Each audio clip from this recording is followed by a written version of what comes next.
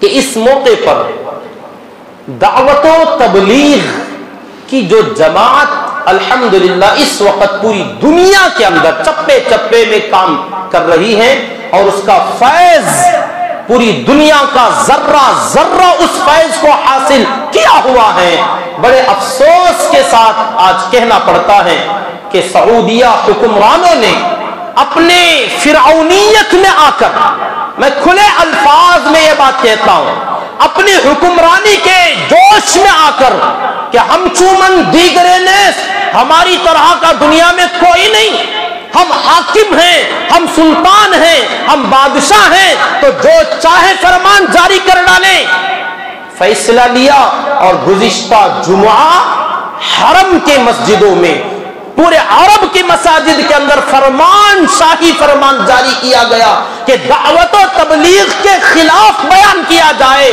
اور لوگوں نے وہاں کے ائمہ، وہاں کے علماء، وہاں کے خطباء، اگر موت کا ڈر نہ ہوتا تو انہیں ایسا نہیں کرنا چاہیے تھا۔ جن کو موت کا ڈر لگا، چند دن جینے کی خواہش جن کی ہوئی، انہوں نے حکومت کی زبان میں اپنی زبان ڈال دی اور ممبروں پر، محرابوں میں کھڑے ہو کر جہاں سے یہ قرآن کی آیتیں وَلْتَكُمْ مِنْكُمْ أُمَّةٌ يَدْعُونَ إِلَى الْخَيْرِ وَيَأْمُرُونَ بِالْمَعْرُوفِ وَيَنْهَوْنَ عَنِ الْمُنْكَرِ كُنْتُمْ خَيْرَ أُمَّةٍ أُخْرِجَتْ لِلنَّاسِ تَأْمُرُونَ بِالْمَعْرُوفِ وَتَنْهَوْنَ عَنِ الْمُنْكَرِ، یہ صدائیں جس ممبر پر ہوتی تھیں، آج گزشتہ جمعہ انہی آیتوں کے خلاف اس دعوت و تبلیغ کا کام کرنے والی جماعتوں کو اپنے سے الگ رکھنے، اپنے ملکوں میں آنے نہ دینے اور عوام الناس کو ان سے پرہیز کرنے، ان سے دوری اختیار کرنے کے پیغامات جاری کیے گئے۔ رب کعبہ کی قسم، یہ سعودیہ حکمرانوں کی تابوت میں آخری کیل ثابت ہوگی اگر انہوں نے توبہ نہ کیا اور انہوں نے اپنا یہ فرمان واپس نہ لیا۔ رب کعبہ کی قسم، اس فرمان کے نتیجے میں ہو سکتا ہے حضرت مہدی کا ظہور ہو جائے۔ یہ معمولی بات نہیں ہے، دعوت و تبلیغ یہ کوئی من گھڑ تحریک نہیں۔ رب کعبہ کی قسم کھا کے کہتا ہوں، اس وقت میں اگر دعوت و تبلیغ کی یہ جماعت نہ ہوتی، خدا کی قسم آج ہم میں سے بہت سارے لوگوں کے سروں پر نہ ٹوپیاں ہوتی، نہ اپنے چہروں پر داڑیاں ہوتی، نہ اپنے جسموں پر سنتی لباس ہوتا۔ یہ دعوت و تبلیغ کا مشن شروع کیا گیا تھا جنگ آزادی سے بھی 20 سال پہلے۔ حضرت جی مولانا شاہ الیاس صاحب رحمت اللہ علیہ، جن کے دل پر اللہ تعالیٰ نے یہ کام جاری فرمایا اور الہام فرمایا اور اللہ تعالیٰ نے ان سے یہ کام لیا، اس وقت کے حالات آج لوگ کہتے ہیں کہ یہ جماعت قبر پرستی کی دعوت دیتی ہے، شرک کی تبلیغ کرتی ہے، قبروں کی طرف لے جاتی ہے۔ ہو سکتا ہے گزشتہ جمعات کے اندر بیانات میں عرب کے علماء نے جو وجہ بیان کی، جو ریزن بیان کیا کہ اس دعوت و تبلیغ کو ہم اس سے سلسلہ منقطع کیوں کر رہے ہیں، اس سے تعلقات ختم کرنے کی بات کیوں کر رہے ہیں، کیونکہ یہ لوگ توحید کی دعوت نہیں دیتے، ایک اللہ کی دعوت نہیں دیتے، بلکہ یہ لوگ قبر پرستی کی دعوت دیتے ہیں، شرک کی طرف بلاتے ہیں۔ کون؟ تبلیغ والے۔ جبکہ ہمارے ملک میں بہت ساری جماعتوں کا رونا یہ ہے کہ یہ لوگ قبروں سے منع کرتے ہیں، فاتحہ سے روکتے ہیں، بدعات سے روکتے ہیں۔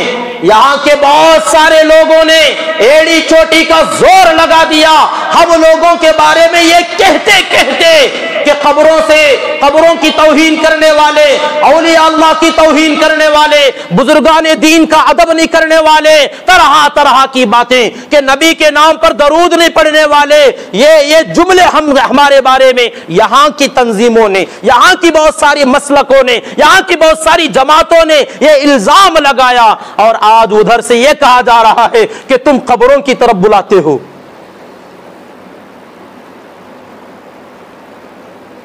میرے بھائیوں، اس وقت میں کسی کو خوش ہونے کی ضرورت نہیں، کوئی سنی جماعت کے لوگ ہیں یا اہل حدیث مسلک کے لوگ ہیں یا اور کسی فرقے کے مذہب کے لوگ ہیں جن کو دعوت و تبلیغ سے اگر چڑ تھی، اگر ان کا تعلق نہیں تھا، وہ پسند نہیں کرتے تھے، اس شاہی فرمان پر خوشی منانے کی ضرورت نہیں، بہت زیادہ اچھلنے کی ضرورت نہیں۔ یہ خطرے کا الارم جتنا ہمارے لیے تو ہے ہی نہیں، رب کعبہ کی قسم انشاءاللہ دعوت و تبلیغ کا بال بھی بانکا نہ ہوگا، مٹ جائے گا مٹانے کے لیے آنے والے۔ یہ اللہ کی جماعت ہے، اللہ کی مساجد کو آباد کرنے والی جماعت ہے۔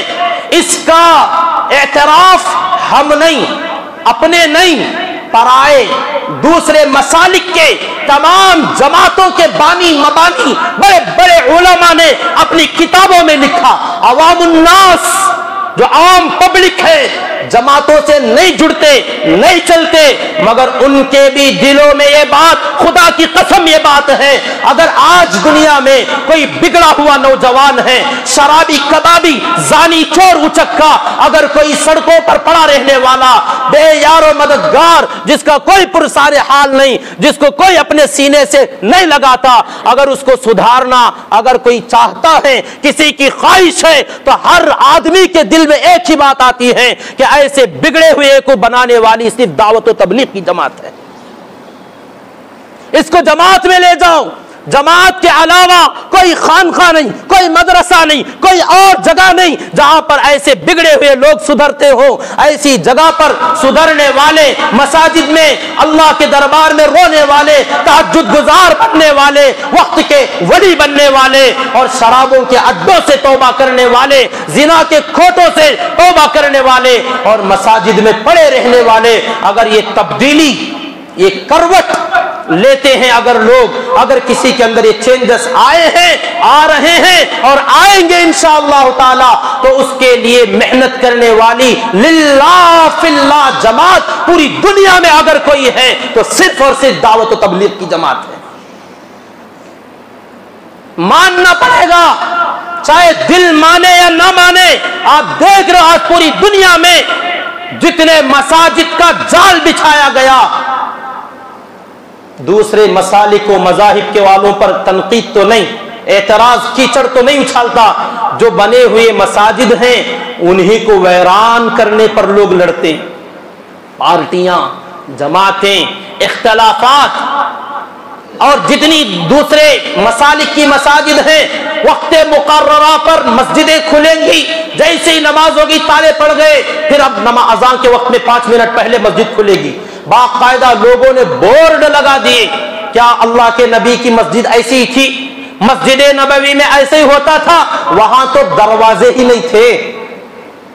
مسجد نبوی کے تالے تو کیا لگتے، کیواڑ نہیں تھے، اغل نہیں تھا، سنکل نہیں تھے، وہاں پر تالے نہیں لگائے جاتے تھے، 24 گھنٹے کھلے، آؤ 24 گھنٹے مسجدیں آباد ہوا کرتی تھیں۔ اور آج الحمدللہ 24 گھنٹے اگر مساجد کہیں پر آباد ہیں، کوئی آباد کرنے والا آپ کو نظر آتا ہے تو خدا کی قسم وہ دعوت و تبلیغ کا ساتھی ہوگا۔ یہ میں کسی کی طرفداری میں نہیں کرتا، یہ اس وقت کا تقاضا ہے، آپ سب کا فریضہ ہے، آپ سب کی ذمہ داری ہے، جس سے جو بن سکتا ہے اس موقع پر آپ دعوت و تبلیغ کا سہارا بن کر، اس کا ساتھی بن کر کھڑے ہو جائیے، آپ کی نجات ہو جائے گی انشاءاللہ تعالی۔ سعودیہ کی دیکھا دیکھی نہ جائیے، وہ ہمارا مائی باپ نہیں ہے، وہ ہمارا آقا نہیں ہے۔ ایسے بڑے بڑے آئے اور بڑے بڑوں کو اللہ نے تنکوں کی طرح اچھاڑ کر پچھاڑ کر پھینک ڈالا۔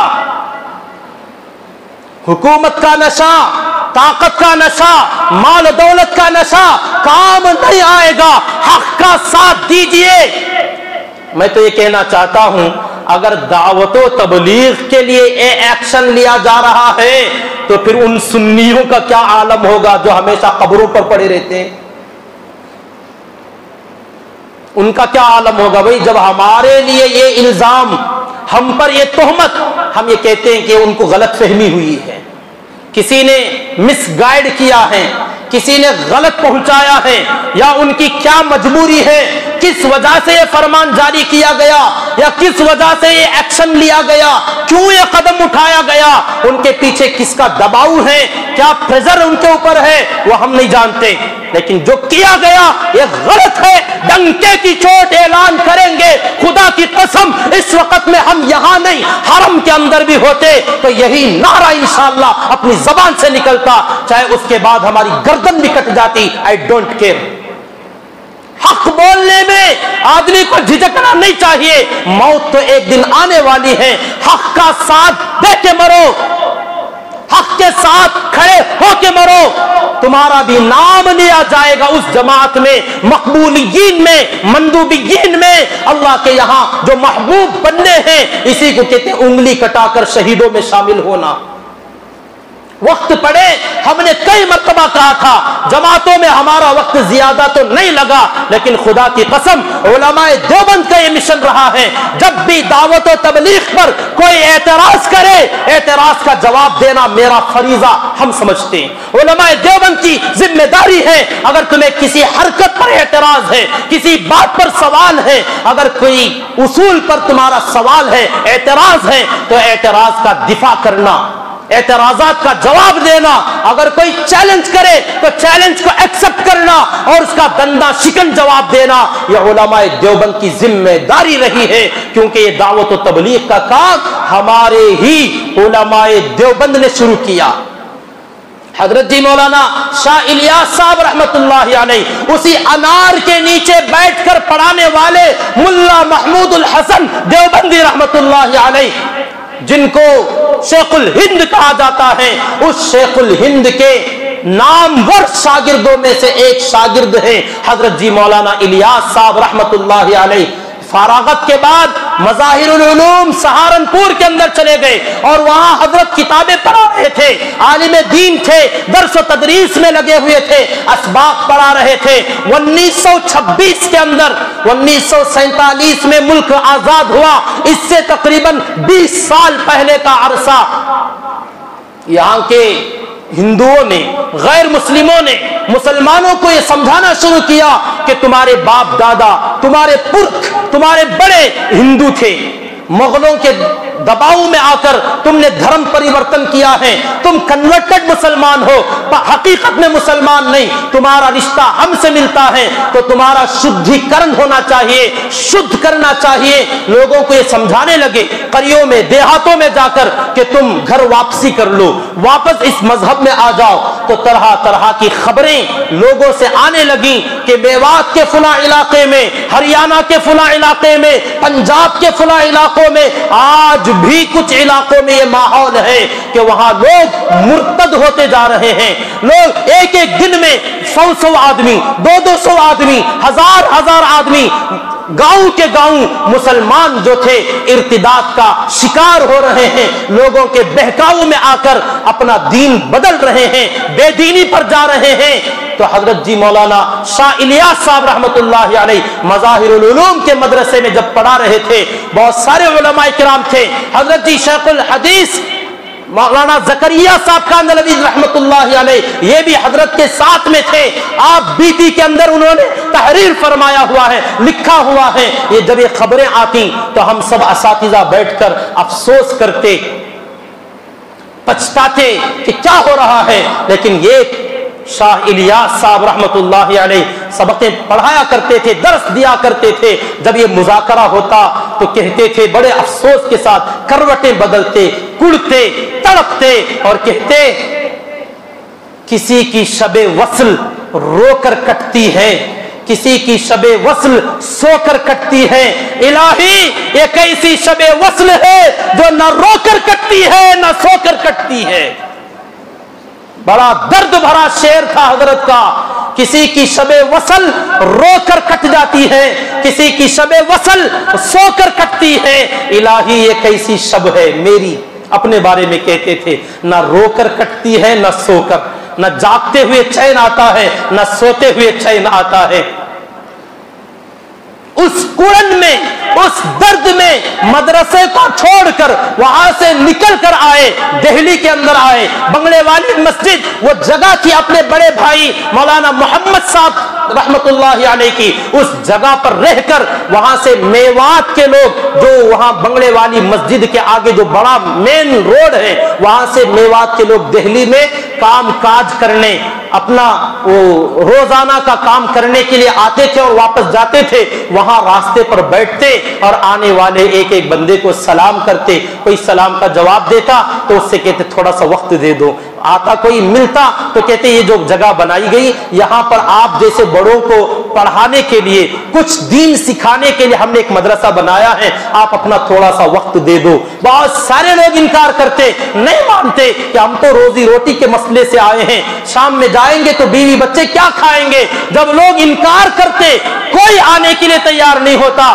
بالآخر حضرت کے پاس زمینیں تھیں، بڑے جاگیردار تھے، اپنی زمینیں بیچنا شروع کیا، گاؤں کی زمینیں بیچ بیچ کر پیسہ لے کر آتے اور لوگوں سے کہتے یہاں ایک دن کا وقت لگا لو۔ لوگ کہتے ہم تو کاروبار کے لیے آئے ہیں، شام کو کچھ لے جانا ہے، اگر نہ لے جائیں بیوی بچے بھوکے مر جائیں گے۔ کہتے ایک دن کی مزدوری کتنی؟ اب وہ بتاتے، کہتے ایک دن میرے پاس لگا لو، شام میں مزدوری میں دے دوں گا۔ یہ ہے وہ جماعت، یہ ہے وہ دعوت و تبلیغ۔ آج بھی اپنی جان، اپنا مال، اپنا وقت لے کر نکلتے ہیں اور آج بھی لوگوں سے لا نسأل علیہ اجرا کہ ہم اس پر آپ سے کوئی اجر، کوئی بدلہ، کوئی دعوت، کوئی جمع آپ سے ہم تعاون نہیں مانگتے، بلکہ آج تو معاملہ الٹا ہے اب بھی کہ ہم آپ کو کھلائیں گے۔ اب بس اپنا دین بچا لو، اپنا ایمان بچا لو، اپنا کلمہ صحیح کر لو، اپنی نمازیں صحیح کر لو، جنازے کی نماز پڑھانے والے بن جاؤ، اپنے ماں باپ کا جنازہ پڑھا سکو، اس لائق تو بن جاؤ، نبی کا نام صحیح معنوں میں لے سکو، عاشق رسول کے نعرے تو لگا لیے، نبی کا نام تو جان لو۔ اللہ کے بندوں کو اللہ کے راستے میں 3 دن کے لیے، چلے کے لیے، 4 مہینوں کے لیے اپنے یہاں سے اٹھا کر دوسری جگہوں پر لے جانا، اس کی ایک ترتیب بنائی حضرت نے تاکہ لوگوں کو یکسوئی ہو، اپنا وقت پوری طرح یہاں لگے اور جس علاقے میں جائے وہاں کے لوگوں کو بھی ایک میسج ہو کہ یہاں کچھ اللہ کے بندے آئے ہیں، وہ ان سے جڑیں اور ایک دوسرے سے مل جل کر بیٹھیں، اور وہاں کوئی اس علاقے میں پڑھے لکھے آدمی، عالم دین، حافظ قرآن کوئی ہیں تو وہ ان کو سکھا دیں، اور اگر وہاں کوئی نہیں جانتا تو ان سے وہ لوگ صرف اپنا کلمہ نماز ہی صحیح کر لیں۔ اس طریقے سے اس دعوت و تبلیغ کا چہل پہل، اس کی آمد و رفت شروع کی گئی۔ اس کی ہسٹری جو نہیں جانتے، اس کی تاریخ جو نہیں جانتے آج کہتے ہیں کہ یہ لوگ قبروں کی پرستش کرتے ہیں، آج لوگ شرک و بدعات کی تعلیم دیتے ہیں۔ ارے یہ جماعت نہ ہوتی، ہو سکتا ان میں سے دعوت و تبلیغ کے ساتھی ہو سکتا قبروں کے پاس جاتے ہو، قبر پرستی کرتے ہو سکتا ہے، کیونکہ اسی جماعتوں سے نکل کر آئے ہیں، اسی ذہن سے نکل کر ادھر آئے ہیں، پوری طریقے سے ابھی کلیئر نہیں ہوئے، جاتے ہیں، ٹھیک ہے جاتے رہیں گے۔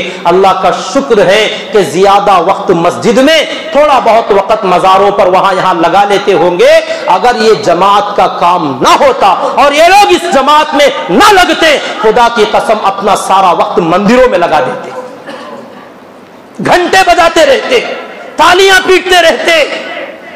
رب کعبہ کا احسان ہوا، خداوند ذوالجلال کا احسان ہوا کہ لوگوں کے پیچھے پڑ کر، ٹھڈیوں میں ہاتھ ڈال کر، اپنے چپل گھسا کر، لوگوں کے تانے سن کر، گالیاں سن کر، مار کھا کے، تانے برداشت کر کے، الزامات برداشت کر کے، اور ابھی چند دن پہلے اغیار نے الزام لگایا تھا کورونا پھیلانے والے، طرح طرح سے، ارے غیر کچھ بھی بولے پرواہ نہیں ہوتی، اپنا کچھ بھی بولے بڑی تکلیف ہوتی ہے۔ تم تو اپنے تھے، سہارا دینے کی ضرورت تھی تمہاری۔ اس ملک میں ہمارا یہ حال ہوتا جا رہا ہے، دعوت و تبلیغ کے لیے اتنے دشمن کھڑے ہوتے جا رہے ہیں، اپنوں کا سہارا ملنے کے بجائے اپنا بھی اگر دشمن بن جائے تو یہ خطرے کا الارم نہیں تو اور کیا ہوگا۔ ایک چھوٹی سی مثال دے کر اپنی بات ختم کر دیتا ہوں، یہ سب کی عبرت کے لیے، شاید آپ بھی جانتے ہوں گے، ایک گھر کے اندر لوگ چوہوں سے بڑے پریشان تھے. تو میاں بیوی نے مشورہ کیا, مارکیٹ گئے, وہاں سے ایک چوہا دانی, چوہا پکڑنے کا جو ہوتا ہے بون لے کر آئے. اپنا سامان جو نکال رہے تھے, ایک چوہا چھپ کر دیکھ رہا تھا, اچھا آئٹم کیا کیا نکل رہا, ترکاری آ رہی ہے, سبزیاں آ رہی ہیں, اور کھوپرا, گڑ, چاول سب نکال رہے, دیکھ رہا تھا. اور آخر میں جو سامان نکالا وہ اس کا تھا, چوہے پکڑنے والا. اس نے جیسے ہی دیکھا بڑا پریشان ہوا اور گھر کے اندر ادھر ادھر بھاگنے لگا. اور اس گھر میں گھر کے مالک نے کبوتر پال رکھا تھا, مرغیاں پال رکھی تھی, ایک مرغی بھی تھی, ایک کبوتر بھی تھا, ایک بکری بھی تھی. تو یہ پہلے گیا کبوتر کے پاس, جا کے کہا بہت ہی افسوس کی بات ہے. کہا کیا ہوا؟ کہ مالک نے چوہا دانی لا لیا. تو کبوتر نے کہا یہ تیرا مسئلہ, میرا کیا ہے, مجھے کیا پریشانی. کہا نہیں افسوس کی بات ہے, کچھ تو اس کا کوئی حل بتاؤ. کہا تیرا مسئلہ ہے, جب تجھے پکڑے گا مجھے کیا کرے گا. تو وہ روتا ہوا گیا مرغی کے پاس. کہا بہن بڑی افسوس کی بات ہے, مالک نے چوہا دانی لا لیا. کہا مجھے کیا ہے, تیرا مسئلہ. کہا نہیں کچھ تو بتاؤ. تو وہ بھی ہنسنے لگی. تو پھر بکری کے پاس گیا تو وہ کھلکھلے مار کر ہنسنے لگی. میں تو پھنسنے والی تھوڑی, اتنا چھوٹا سا, وہ چوہا دانی, تیرا مسئلہ. افسوس کرتا ہوا بیچارہ اپنے بل میں رہ گیا. انہوں نے پہلا دن جو لا کر لگایا تھا, اتفاق سے رات کا اندھیرا, پہلے زمانے کی بات ہے, اس رات میں اچانک رات کے اندھیرے میں کھٹاک کی آواز آئی. اب ان کو انتظار تھا چوہے کے پکڑنے کا. جیسے آواز آئی عورت بھاگی بھاگی آئی, خوش تھی کیونکہ بہت سارے کپڑے اسی کے قطر دیا تھا نا. تو پکڑنے کے لیے آئی, جلدی سے ہاتھ ڈالا تو اتفاق سے سانپ پھنسا تھا. سانپ نے کاٹ لیا. اب وہ اجالا کیا گیا, روشنی کی گئی, دیکھا تو سانپ ہے. اس کو مار دیا, بہرحال وہ ختم ہو گیا, لیکن سانپ نے ڈس لیا. اب اس کا علاج معالجہ حکیم طبیب کے پاس لے جایا گیا. تو حکیم نے علاج کرنے کے بعد کہا ان کے اندر سستی آتی جا رہی ہے, کمزوری آتی جا رہی ہے, کمزوری دور کرنے کے لیے کبوتر کا گوشت کھلاؤ. سمجھ میں آ رہا ہے کچھ؟ چوہے دانی کا ریاکشن افیکٹ کہاں پڑ رہا ہے. اس کو پہلے جا کے بتایا تھا, چوہا دانی آئی, کہا میرا مسئلہ نہیں, ارے تیرا ہی مسئلہ تھا, سب سے پہلے تیری جان پر بات آئی. مالک نے کبوتر ذبح کیا اور کھلایا. طبیعت پھر بھی اچھی نہیں ہوئی, سدھری نہیں, بہت زیادہ خراب ہوتی گئی. رشتہ دار, دوست, احباب دیکھنے کے لیے آئے, آس پاس کے لوگ آئے. تو اب مالک نے سوچا کیا کرے, اتنے لوگ جمع ہو گئے, مرغی ذبح کیا کھلانے کے لیے. چوہا دانی کا اثر, مرغی ذبح ہوئی. اب اس کے بعد بالآخر بیوی مر بھی گئی. دوست احباب تدفین کے لیے آئے, بڑا مجمع جمع ہوا. اب ان سب کو کیا کھلائیں, بکری. تینوں گئے, چوہا جہاں تھا وہاں ہے.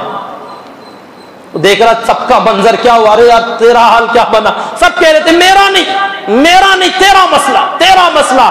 جب کبھی ایسے ظلم کے فیصلے دنیا میں لیے جاتے ہیں, پوری انسانیت کو چوکنا ہونے کی ضرورت ہے. خطرے کا الارم سب کے لیے ہے.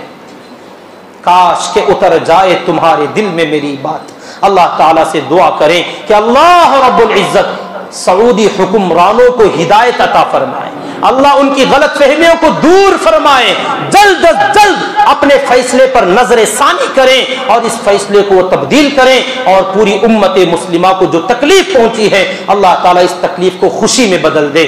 اور اللہ تعالیٰ ہم تمام کو حق کا ساتھ مرتے دم تک دیتے رہنے کی توفیق عطا فرمائے. آمین. وآخر دعوانا ان الحمد للہ رب العالمین.